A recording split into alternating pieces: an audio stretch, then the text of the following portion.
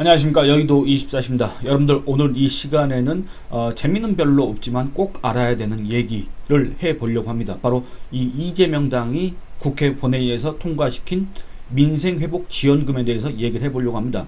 여러분들, 이거는 지난 총선이 시작되기 전부터 이재명이가 던진 그런 공약이기도 하고, 이재명을 비롯한 더불어민주당 의원들의 당론 1호이기도 합니다. 22대 국회 당론 1호. 이 민생회복지원금, 여러분들, 말이 무슨 민생회복지원금인지 이게 뭡니까? 사실상 이 돈을 뿌리자, 포퓰리즘 하자. 그 다음에 이 돈을 뿌리는 목적이, 여러분들, 정말 우리 국민들의 민생이 힘들다, 그렇기 때문에 도와줘야 된다, 도와주면은, 이 돈을 주면은 정말 민생이 살아날 것이다, 조금이라도 도움이 될 것이다, 그렇게 정말 효과가 있다고 한다면 그래 또 반대할 이유는 없을 겁니다. 여러분들, 이 25만원 내지는 35만원, 이 돈이 정말 소위 문재인, 이낙연 이런 부류의 사람들이 썼던 그런 소위 마중물이 돼서 이 승수 효과가 있어서 실제 투입한 돈보다 더 큰 경제적 효과를 창출할 수 있다고 한다면, 그 정도 돈 쓰는 게 뭐가 문제겠습니까? 그런데 여러분들, 이거는 별로 경제적 효과도 없을 뿐만 아니라, 두 번째는 지금 현재 이 민생이 힘든 이유가 뭡니까? 바로 고금리, 고물가 아닙니까? 바로 이 고금리가 왜 지금 계속 고금리 기조를 유지하고 있습니까? 이 물가가 잡히지 않기 때문에, 이 고물가가 잡히지 않기 때문에 금리를 내릴 수가 없다는 게 바로 이 통화 당국의 지금 그런 생각인데, 입장인데, 여기에다 대고 이 물가를 갖다가 위협하는, 물가를 상승시키는 그런 요인이 될 민생회복지원금. 여러분들, 말이 민생회복지원금이지 일시에 못해도 13조, 많으면 거의 19조에 달하는 돈이 일시에 풀리는 거고, 이 돈이 결국에는 4달 동안에 다 써야 됩니다. 소진을 해야 됩니다. 여러분들, 이거 어마어마한 금액입니다. 사실은 우리 국가 경제에 비해서 무슨 13조 19조가 대체 그 돈이냐라고 생각하시겠지만, 여러분들, 그게 아닙니다. 여러분들, 우리나라 1년 예산이 얼마입니까? 거기에 비춰서 또 이게 순수하게 이 소비 진작용으로 이렇게 푸는 돈이다. 그리고 이게 쓸 수 있는 그런 업종들이 제한돼 있다. 그리고 이게 여러분들, 이 4달 동안에 집중적으로 써야 된다. 그리고 이게 또 그 해당 지방자치단체 이런 데에서 써야 된다 라고 했을 때 지역사랑 상품권을 쓴다는 거 아니겠습니까? 그런 것들을 감안했을 때 정말 이 물가를 상승시킬 만한 그런 요인으로, 아주 이게 민생을 위협할 수 있는 그런 요인으로 작용할 가능성이 크다. 그런 우려들이 이미 이재명이가 그 입에서 민생회복지원금 운운할 때부터 예상이 됐습니다. 그런데 더불어민주당은, 이재명 당은 그에 아랑곳하지 않고, 여러분들, 지금 더불어민주당 전당대회를 하고 있지 않습니까? 이재명의 연임을 위해서 전당대회를 하고 있는데, 여러분들, 이재명이가 지금 더불어민주당의 대표는 아닙니다만 어쨌든 그 당은 이재명 당입니다. 지금 저 전당대회 그 결과 한번 보시기 바랍니다. 지역 순회 경선 득표율 한번 보시기 바랍니다. 저 이재명 당 아닙니까? 그 이재명 당은 우리 국민들의 민생과는 사실은 관심이 없는 것 같다. 이 민생고에는 아랑곳하지 않고, 정말 자기들의 어떤 정치적 목표가 있는지 모르겠지만, 자기들이 현재 기획하는 어떤 경제적 목표가 뭔지 모르겠지만, 이 민생회복지원금이라는 그 미명 아래 이 국가 경제의 기초를 흔드는, 위협하는, 우리 국민의 민생을 위협하는 그런 돈 뿌리기, 포퓰리즘을 막무가내로 국회에서 통과시켰다. 이렇게 비판을 받을 수밖에 없습니다. 근데 여러분들도 아마 다 아시겠지만, 거기에 대해서 한번 얘기를 해보려고 한다, 그 말입니다. 오늘 국회 본회의에서 더불어민주당이 주도해서 통과가 됐지 않습니까? 그런데 이게 과연 얼마나 위험한 것인가? 말이, 아니, 그 민생회복지원금이 무슨 필요가 있냐, 그 포퓰리즘이다, 그 대중영합주의다, 그거 완전 매표행위다, 이렇게 비판은 많이 있었지만, 과연 이게 얼마나 위험한 짓인가에 대해서는 그렇게 정밀한 분석 내지는 대략적인 분석이라도 그렇게 많이 나온 바가 없습니다. 제가 총선 기간에 과거 문재인 때부터 지금 현재 윤석열 정부 때까지의 우리나라 시중 통화량, 이런 것들을 갖다가 비교를 하면서, 여러분들, 시중 통화량이 문재인 5년 동안에 거의 2배 가까이 늘어났기 때문에, 이것 때문에 지금 현재 이 물가가 지금 올라간 겁니다. 인플레이션이 심한 겁니다. 이걸 잡기 위해서 한국은행에서 금리를 낮추지 못하는 거 아니겠습니까? 근데 이런 구조적인 문제가 있는데, 여기에다 대고 민생회복지원금이라는 명목 아래 돈을 이렇게 일시적으로 푼다고 했을 경우에는 정말 그야말로 이 불난집에 기름을 끼 얹는 격이다라고 제가 말씀을 드린 바가 있는데, 그때 당시에는 이제 제 영상을 또 많이 안 봐주셨으니까 아마 그 기억을 못 하실 수도 있을 겁니다. 처음 듣는 얘기다라고 생각하실 수도 있는데, 여러분들, 이거는 그러니까 경제적 효과도 전혀 없을 뿐만 아니라 오히려 우리 국민들을 위험에 빠뜨리는 그런 아주 위험한 정책 수단이다. 라고 얘기할 수 있고, 또 두 번째는 이게 어떻게 보면 더 중요한 걸 수 있는데, 여러분들 이거는 헌법 근간을 무시하는, 헌법의 기초를 갖다가 외면하는 그런 아주 초헌법적인 발상이다 라고 얘기할 수 있습니다. 왜냐, 우리나라는 여러분들, 우리나라의 기초 규범이 뭡니까? 바로 헌법입니다. 헌법에 의해서 모든 법률들이 파생되고, 이런 법률들이 또는 그런 법률에 의한 각종 행위들이 이 헌법 정신과 헌법 가치와 배치된다고 한다면, 이거는 여러분들 말 그대로 헌법 위반입니다. 위헌입니다. 이거는 무효입니다. 이거는 있을 수 없습니다. 다 취소해야 됩니다. 다 원상 복구 시켜야 됩니다. 그렇지 않습니까? 그런데 이거는 그야말로 삼권 분립을 위반한 것이고, 그 다음에 헌법에 규정되어 있는 행정부와 입법부의 권한, 이걸 갖다가 위반한 것이다. 입법부가 행정부의 권한을 침해한 것이다. 이건 말도 안 되는 법이다. 그 법이라는 게 결국에는 최종적인 법률명은 뭐냐면 2024년 민생회복지원금 지급을 위한 특별조치 법안이라고 해가지고, 이재명이가 낸 법안, 그 다음에 서영교가 낸 법안을 두 개를 병합해서 이 국회 행정안전위원회 명의로 내놓은 법안입니다. 사실상 이 이재명의 법안이다 라고 생각하시면 됩니다.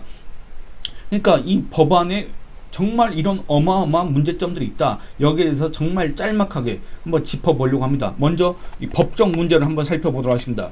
여러분들, 우리나라는 삼권 분립, 우리나라가 아니라 우리 헌법은 삼권 분립, 권력 분점 이런 것들을 갖다 규정하고 있습니다.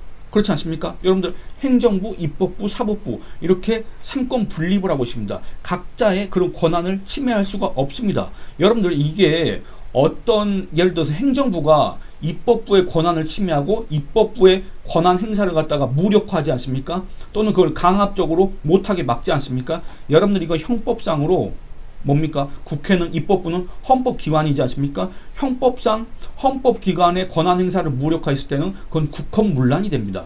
다른 경우에도 마찬가지입니다. 반대로 한번 해석해 보겠습니다. 입법부가 행정부의 권한 행사를 못하게 한다. 그것도 강압적으로 한다. 일방적으로 그 권한 행사를 봉쇄한다 라고 했을 때는 그것도 역시 국헌문란이라는 비판을 받을 소지가 상당히 크다. 이렇게 얘기할 수밖에 없습니다. 첫 번째가 그렇습니다. 삼권 분립. 그리고 두 번째는 또 역시 삼권 분립에 위배된다는 그런 지적을 할 수밖에 없는 게, 여러분들 헌법 제54조는 국회 권한을 이렇게 규정하고 있습니다.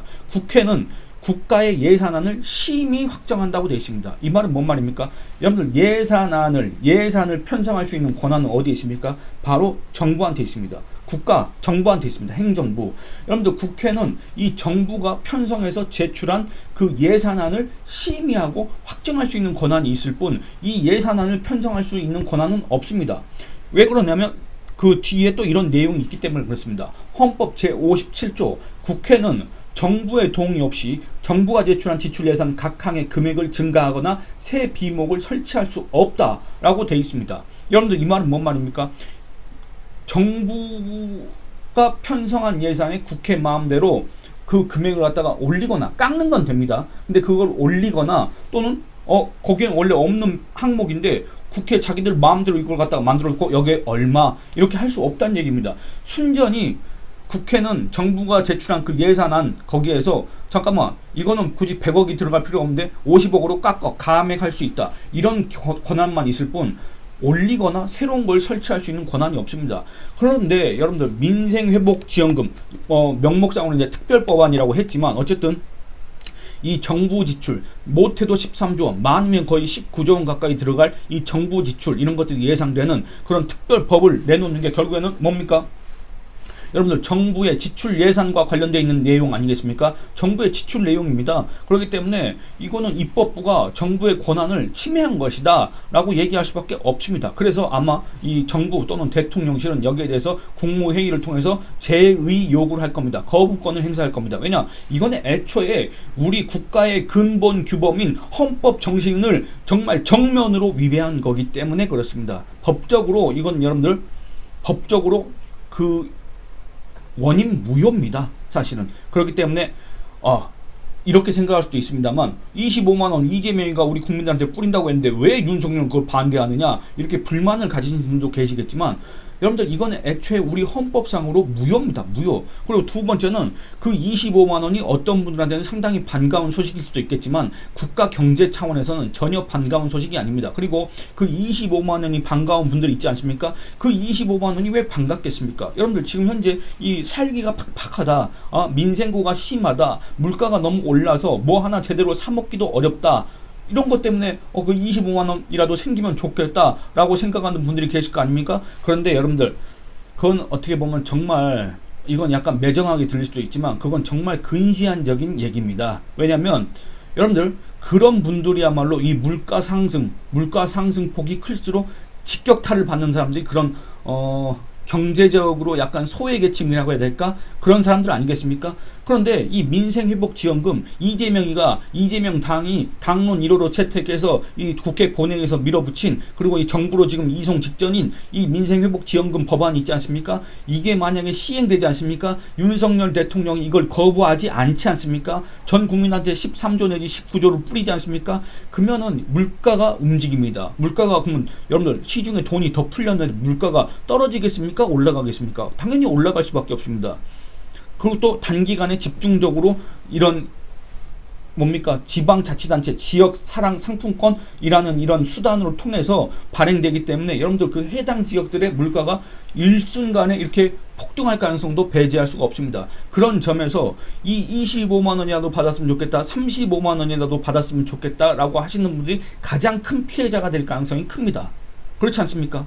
그렇기 때문에 이거는 어느 뭐로 보나 법적으로도 그렇고 경제적 효과를 따져봐도 그렇고 이거는 애초에 성립할 수가 없는 것이다. 정말 이거는 국민을 속이는 것이다 라는 비판을 할 수밖에 없습니다. 그리고 두 번째는 여러분들 지금 이게 제 의견이 아니라 KDI라고 있습니다. 한국개발연구원 국책연구기관입니다. KDI에서 지난 5월 달에 어떤 연구 결과를 냈냐면 지금 현재 우리나라의 고금리, 고물가 이런 것과 관련해서 정부가 이런 물가를 갖다가 이렇게 움직일 수 있는 그 내수 부양 정책 이런 것들을 자제해야 된다. 지금 현재 이 고금리는 과거 그 효과가 이어지고 그 다음에 이 고금리로 인해서 물가가 잡히기 전까지는 이 정부가 내수 진작을 위해서 돈을 푸는 거, 이 소위 말하는 재정정책 있지 않습니까? 이런 것들을 갖다가 자제를 해야 된다. 그 재정정책 중에 하나가 예를 들어서 이번에 이재명이가 내놨던 그런 민생회복지원금 같은 것도 재정정책이지 않습니까? 그런 걸 하지 말아야 된다. 그때 당시에 KDI 연구진의 연구 보고서 내용을 잠깐만 말씀드리면 이렇게 얘기하고 있습니다. 대규모 내수 부양 등 인플레이션 안정 추세를 교란할 수 있는 정책, 바로 이게 이재명이가 내놨던 13조 내지 19조를 지역사랑상품권으로 풀자 이겁니다. 정책은 가급적 자제하는 것이 바람직할 것으로 보인다.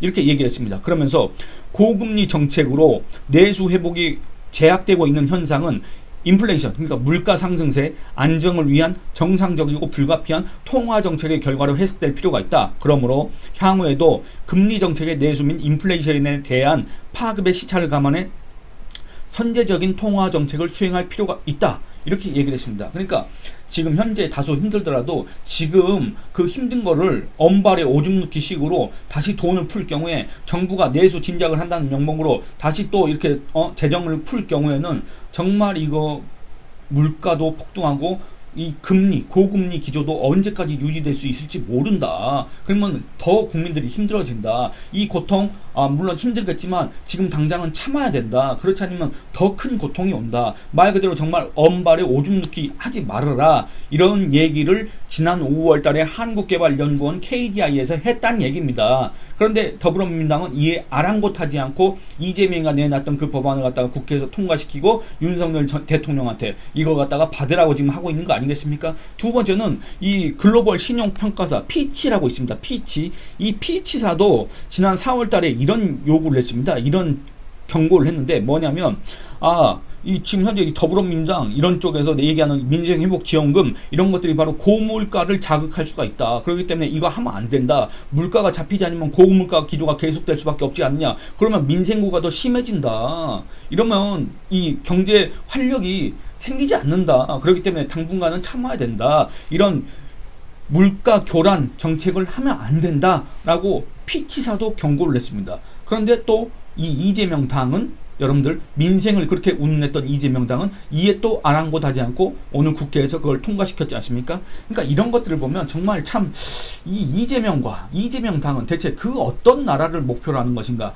이재명 당은 대체 정말 민생을 생각하는 당인가? 이거에 대해서 질문을 하지 않을 수가 없습니다만 지금 다시 생각해보면 그런 질문은 어쩌면 처음부터 필요가 없었는지도 모르겠습니다. 왜냐? 여러분들 이재명 당이 언제 민생을 생각한 적이 있느냐라고 저한테 아마 댓글을 쓰실 거기 때문에 저도 그렇게 생각하고 있기 때문에 그런 건 별로 의미가 없을 것 같고, 그 다음에 두 번째는 그 민생 회복 아까 특별법 있지 않습니까? 그 법 자체의 문제점. 여러분들 원래 이거 원인 무효긴 한데 이 법안 내용도 정말 문제다라고 하는 게 뭐냐면, 여러분들 이거 대한민국 국민들한테만 주는 게 아니라 대한민국에 거주하는 무슨 난민, 그러니까 대한민국 국적자가 아닌 자들한테도 다 25만원에서 35만원 사이의 돈을 준다 그 얘기입니다. 여러분들 왜 그래야 됩니까? 여러분들 대체 이 사람들이 우리 대한민국 국민의 세금으로 조성된 또는 대한민국 정부의 그런 명의로 그 채권을 발행해서 국채를 발행해서